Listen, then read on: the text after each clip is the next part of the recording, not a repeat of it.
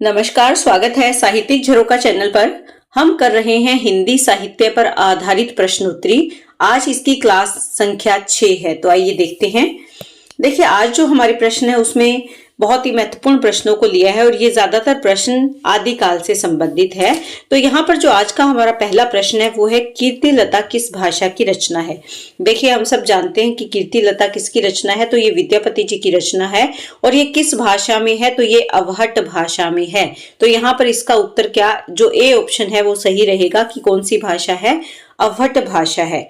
उसके बाद अगला हमारा प्रश्न है आदिकाल के किस कवि ने अवहट भाषा में रचना की।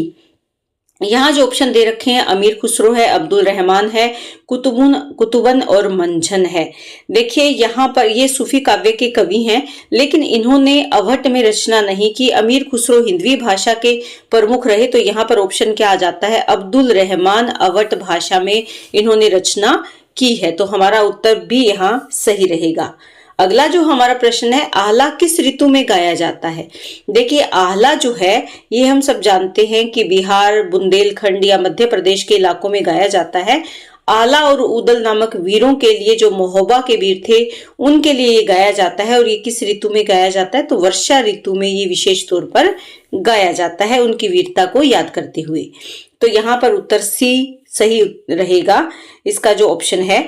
अगला हमारा प्रश्न है इन रचनाओं के रचयिताओं के साथ हमें इसको सुमेलित करना है। यहाँ पर मैंने आंसर इसके नहीं डाले क्योंकि हम इनको मिलाकर इनके आंसर ढूंढने की कोशिश करेंगे। तो देखिए, सबसे पहले यहाँ पर रचना है खुमान रासो। खुमान रासो किसकी रचना है, खुमान रासो दलपति विजय की रचना है। उसके बाद परमाल रासो हम सब जानते हैं कि किसकी रचना है, ये जगनिक की रचना है परमाल रासो। बीसल देव रासो किसकी रचना है, ये नरपति नाहले की रचना है। और पृथ्वीराज रासो सब जानते हैं कि किसकी रचना है, चंद्रबरदाई की रचना है। तो यहाँ पर हमारा जो उत्तर रहेगा वो रहेगा पहले का। अगर ए का देखें तो ए का आंसर क्या है, 3 है। बी की अगर बात करें तो बी का उत्तर क्या है, यहाँ पर 5 है। सी ऑप्शन को अगर ले तो सी के साथ में जो ऑप्शन है वो कौन सा है, 4 है।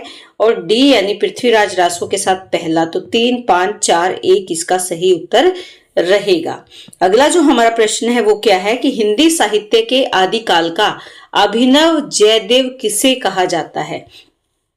तो हिंदी साहित्य के आदिकाल के अभिनव जयदेव की अगर हम बात करें तो वो किसको कहा जाता है, विद्यापति को कहा जाता है। हमने अभी पीछे वीडियो की थी विद्यापति की, उसमें हमने जाना था कि उनको अभिनव जयदेव की उपाधि भी दी गई है। तो किसको दी गई है, विद्यापति को दी गई है। अगला जो हमारा प्रश्न है किन रचनाकारों की भाषा को संधा भाषा कहा जाता है। कौन कौन किस रचनाकार की यहाँ पर बात की गई है कि किस रचनाकारों को, किस साहित्य से जुड़े हुए रचनाकारों को। तो यहाँ बौद्ध और सिद्ध जो रचनाकार है, बौद्ध और सिद्ध साहित्य के जो रचनाकार है, उन रचनाकारों की भाषा को क्या कहा जाता है, संधा भाषा कहा जाता है। तो ये आप बहुत अच्छे से यहाँ पर याद रखेंगे। अगला जो हमारा प्रश्न है वो है कि इन रचनाओं को उनकी काव्य भाषा के साथ सुमेलित हमें करना है। सबसे पहले यहाँ पर क्या है, विजयपाल रासो है। किसकी रचना है, कौन सी भाषा में लिखी गई है, तो ये अपभ्रंश भाषा की रचना है। चर्या गीत जो हैं ये किस में आते हैं, ये संधा भाषा में आते हैं। विद्यापति की पदावली मैथिली भाषा में लिखी गई है। और पृथ्वीराज रासो की भाषा कौन सी है, तो वो हिंदवी है। ये आपको ध्यान में रखना है। आगे जो है आचार्य शुक्ल के अनुसार हिंदी साहित्य का आविर्भाव कब से माना जाता है। देखिए, आचार्य शुक्ल के अनुसार हमें बताना है। तो यहाँ पर अगर हम बात करें तो प्राकृत की अंतिम अपभ्रंश अवस्था से हिंदी साहित्य का आविर्भाव किसने माना है, आचार्य रामचंद्र शुक्ल ने माना है। यानी प्राकृत की जो अंतिम अवस्था थी, कौन सी थी, अपभ्रंश अवस्था, उसी से हिंदी साहित्य का आविर्भाव आचार्य शुक्ल ने स्वीकार किया है। हमारा अगला प्रश्न है अपभ्रंश के प्रथम कवि कौन थे। अपभ्रंश के प्रथम कवि की अगर बात करें तो वो स्वयंभू हैं, ये आप ध्यान में रखेंगे। अगला प्रश्न हिंदी का प्रथम महाकाव्य कौन सा है। हिंदी के प्रथम महाकाव्य की अगर बात करें तो हम सब जानते हैं कि पृथ्वीराज रासो को हिंदी साहित्य का प्रथम महाकाव्य स्वीकार किया जाता है। आदिकालीन साहित्य में वीर रस की रचनाओं में प्रायः किस भाषा का प्रयोग किया गया है? वीर रस की रचनाओं की यहाँ पर बात चल रही है, तो वो किस में किया गया है? डिंगल भाषा में किया गया है। डिंगल, ये आप ध्यान में रखेंगे। और यहाँ पर प्रेम के लिए किस भाषा का प्रयोग किया गया? पिंगल। ये रासो काव्य की भाषा है, जो रासो ग्रंथ लिखे गए उनकी ये भाषा है। तो यहाँ पर वीर रस क्योंकि रासो काव्य में अधिक मिलता है, तो उसकी भाषा कौन सी है? डिंगल भाषा का प्रयोग किया गया है। शब्दानुशासन के लेखक कौन हैं? तो हेमचंद्र इसके लेखक हैं, शब्दानुशासन के। ये आप ध्यान में रखेंगे। अगला जो हमारा प्रश्न है, खालिक बारी किसकी रचना है? खालिक बारी के बारे में हमें यहाँ पर बताना है। तो खालिक बारी रचना की अगर हम बात करें कि ये किसकी रचना है, तो इसमें हमारा उत्तर क्या रहेगा? अमीर खुसरो की ये रचना है। आप यहाँ पर ये ध्यान में रखें कि खालिक बारी किसकी रचना है? अमीर खुसरो की रचना है। अगला जो हमारा प्रश्न है, इनमें से कौन सा युगम संगत है? हमें बताना है कौन सा यहाँ पर ठीक मिल रहा है एक दूसरे से।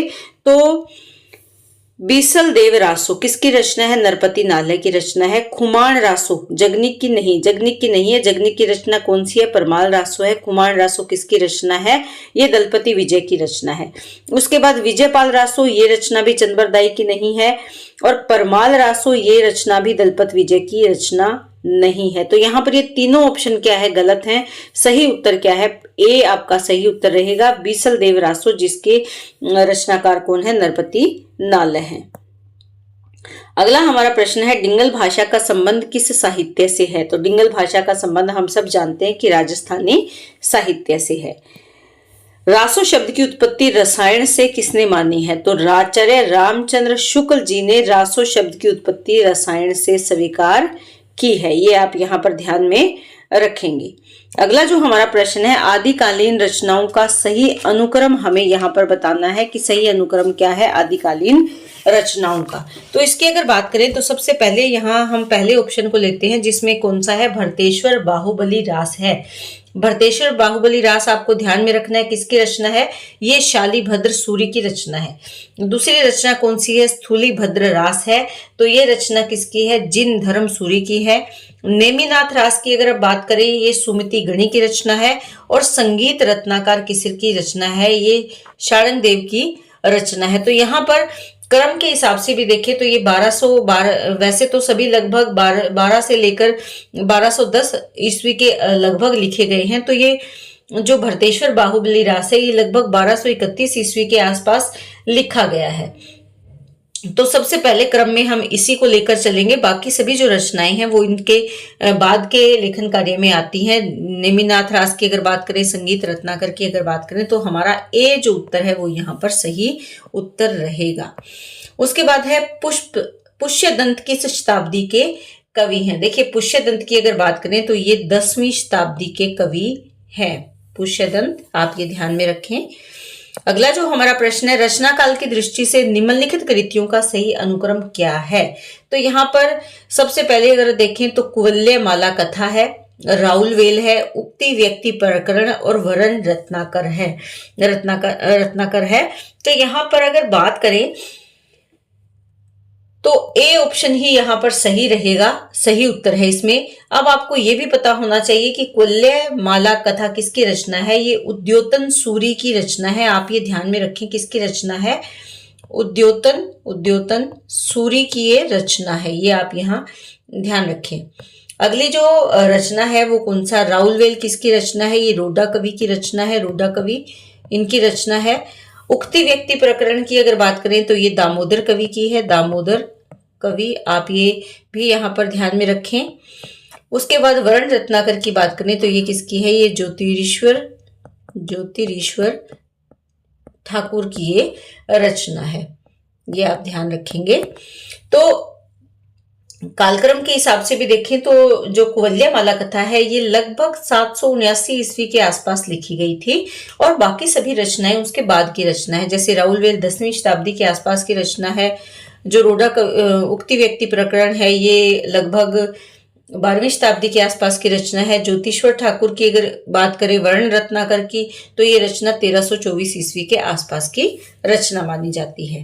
अगला जो हमारा प्रश्न है, निम्नलिखित कवियों को उनकी कृतियों के साथ हमें मिलान करना है। तो यहाँ पर सबसे पहले रचनाकार कौन है? स्वयंभू है। हम सब जानते हैं इनकी रचना कौन सी है? पौंचर्यू है। पुष्यदंत की अगर बात करें तो पुष्यदंत की रचना कौन सी है? महापुराण है। अब्दुल रहमान की रचना संदेश रासक है। और शबरप्पा की रचना कौन सी है? चर्यापद है। ये इनकी सही मिलान है। तो यहाँ पर ए अगर ऑप्शन की बात करें तो ए का उत्तर क्या है? 2 है। बी की अगर बात करें तो बी का 3 रहेगा यहाँ पर, सी का 1 है और डी का 5 है। तो 2, 3, 1, 5 यहाँ पर सही ऑप्शन में उत्तर रहेगा। अगला जो हमारा प्रश्न है, निम्नलिखित रचनाकारों के साथ उनकी रचनाओं का सुमेलना करनी है। तो यहाँ पर सबसे पहले रचनाकार कौन है? ज्योतिरीश्वर ठाकुर हैं। इनकी रचना कौन सी है? वर्ण रत्नाकर। अभी हमने जाना था, अभी हमने प्रश्न किया था। उसके बाद दामोदर भट्ट की रचना कौन सी है? उक्ति व्यक्ति प्रकरण है। नरपति नाहला की अगर बात करें, नरपति नाहला की रचना यहाँ पर कौन सी है? बीसलदेव रासो है। और रोडा कवि जो है उनकी रचना कौन सी है? राउल वेल है। तो यहाँ पर ए ऑप्शन को देखें तो ए का 4 है, बी ऑप्शन के सामने 2 रहेगा, सी का 3 है और डी का अगर देखें तो 1 है। ये इसका सही क्रम रहेगा। अगला जो हमारा प्रश्न है, गोरखबाणी के संपादक कौन है? गोरखबाणी के संपादक की अगर बात करें तो वो रहेगा पीताम्बर दत्त बड़थवाल। इनके संपादन करता है गोरखबाणी के।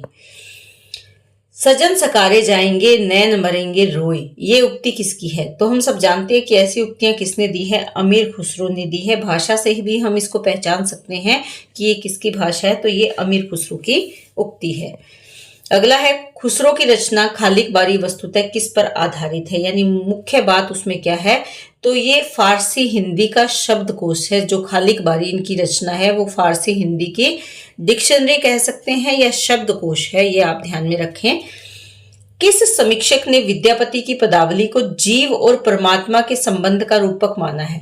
तो ये किसने माना है? आनंद कुमार स्वामी ने माना है। हमने अभी किया था, जब हमने विद्यापति का वीडियो किया उसमें ये बात आ चुकी है कि जीव और परमात्मा का संबंध रूपक किसने माना है पदावली को? तो वो आनंद कुमार स्वामी ने माना है। अगला हमारा प्रश्न है, हठ योग का प्रभाव निम्नलिखित कवियों में से किस पर पड़ा है? हठ योग का प्रभाव हम सब जानते हैं कि किस पर पड़ा है? गोरखनाथ पर पड़ा है, क्योंकि नाथ पंथ में या नाथ संप्रदाय में हठ योग को बहुत ज्यादा महत्व देते हैं। काल के अनुसार निम्नलिखित कृतियों का सही अनुक्रम हमें यहाँ पर बताना है। तो सबसे पहले अगर हम देखें तो कौन सी रचना आएगी इसमें? सबसे पहले पौंचर्यू आएगी, उसके बाद है खुमान रासो, फिर बीसलदेव रासो, फिर चंदनबाला रास। पौंचर्यू किसकी रचना है? सब जानते हैं स्वयंभू की रचना है ये। उसके बाद लगभग 8वीं शताब्दी के आसपास की रचना मानी जाती है। खुमान रासो की अगर बात करें तो ये दलपति विजय की रचना है, दलपति विजय, और इसका रचना काल 9वीं शताब्दी के आसपास माना जाता है। बीसलदेव रासो की अगर बात करें तो ये किसकी रचना है? नरपति नाहले की रचना है, ये नरपति नाहले की। और उसके बाद बारी आती है चंदनबाला रास की। तो ये किसकी रचना है? असाइत की रचना, माफी चाहूंगी, आसगू कवि की रचना मानी गई है। किसकी है? आसगू कवि की रचना कौन सी है? चंदनबाला रास। अगला हमारा प्रश्न है, उक्ति व्यक्ति प्रकरण ग्रंथ का विषय हमें यहाँ पर बताना है। तो उक्ति व्यक्ति प्रकरण में मुख्य चीज क्या है? व्याकरण को आधार बनाया गया है, यानी व्याकरण से संबंधित ये रचना है। 8वीं शताब्दी के कवि नहीं है। 8वीं शताब्दी के कवियों की अगर बात करें तो यहाँ पर जो हेमचंद्र है ये 8वीं शताब्दी में नहीं आते। सरहप्पा, शबरप्पा और स्वयंभू ये कौन सी शताब्दी के हैं? ये 8वीं शताब्दी के कवि हैं, जबकि हेमचंद्र इस श्रेणी में नहीं आते। उसके बाद अगर हम बात करें, अगला हमारा प्रश्न कौन सा है? मैथिली का प्राचीनतम उपलब्ध ग्रंथ कौन सा है? मैथिली भाषा के सबसे प्राचीनतम उपलब्ध जो ग्रंथ मिलता है तो वो हम सब जानते हैं कौन सा है? वर्ण रत्नाकर है, जो मैथिली का प्राचीनतम उपलब्ध ग्रंथ है। बोध गान और दोहा का संपादन किसने किया? देखिए, बोध गान और दोहा का संपादन हम सब जानते हैं किसने किया? हरप्रसाद शास्त्री जी ने किया है। तो ये आप यहाँ बहुत अच्छे से ध्यान में रखेंगे कि बोधगान और दोहा का संपादन किसने किया? हरप्रसाद शास्त्री ने किया। तो उम्मीद करती हूँ कि प्रश्न आपके लिए उपयोगी सिद्ध हो रहे हैं। ऐसी मेरी कामना है कि ये आपको इन प्रश्नों से थोड़ी सहायता मिले। इसी तरह चैनल से जुड़े रहें, लाइक करें, शेयर करें और सब्सक्राइब करें।